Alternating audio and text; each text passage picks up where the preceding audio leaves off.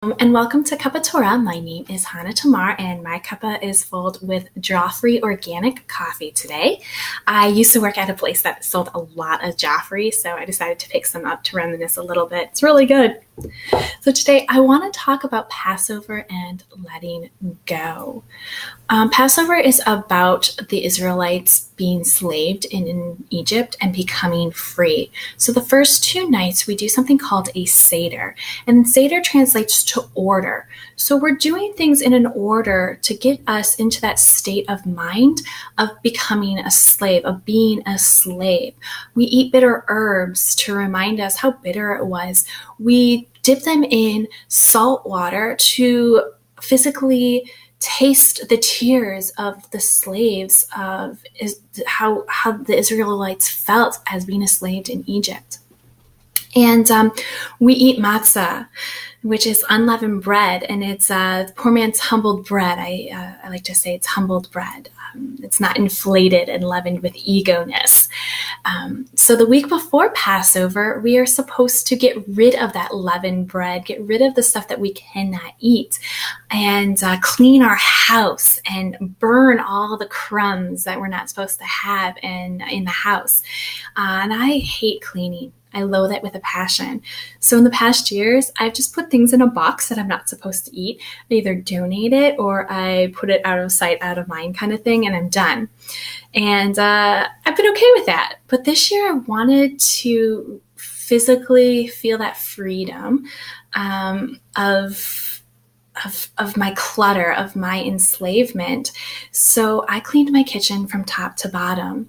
And afterwards, I sat back and I looked, and I just finally breathed my shoulders fell, and I felt so free, physically free from that burden, from that clutter, then that junk drawer, from those old expired jars that I found in my food drawer that I should have thrown out a long time ago. I don't know why I didn't, but I felt free.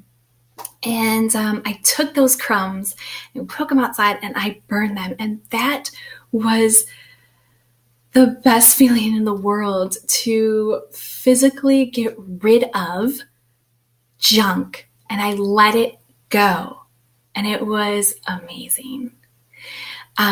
So while I was cleaning, I read I was listening to a song. It was Modest Yahoo, Live Like a Warrior. And I wanted to say 2 stanzas out of that song. Some things you should let go. They're only going to pull you down. Just like the weight of your shoulder, they are only going to make you drown. That's really heavy. Literally. The other stanzas: your heart is too heavy from things you carry a long time. You've been up, you've been down, you've been tired, and you don't know why. But you're never going to go back. You only live one life. Let go. That's really hard to do. It was hard for me to start with the kitchen and to get myself in that state of mind where I'm just going to physically clean this kitchen. And finally, when I did, I was in the zone, and I actually found art. Well, I didn't find art, but I saw artwork on my wall that, since I see it every day, I don't recognize it, I don't acknowledge it, but I acknowledge this piece of artwork. It's a tile that my husband bought me, and it says, a relationship is allowing 2 people to be free in a circle of love. And that right there, because I was trying to free myself from the clutter and the dirt of the kitchen, that was just like a you got this, girl kind of thing. And I look at that tile now every day, and I am free. I am free. I'm free in the circle of love, because I let go. So this week, I want you to sit back with your cup of coffee or your cup of tea, whatever cup you got, and I want you to think about what enslaves you, whether it be physical, mental, or spiritual. And I want you to let it go. Let go. It is okay. Let go. So what enslaves you? How can you let go? I hope you have a great rest of the week. Happy Passover, and I hope your coffee is strong or your tea is strong. And I say shalom.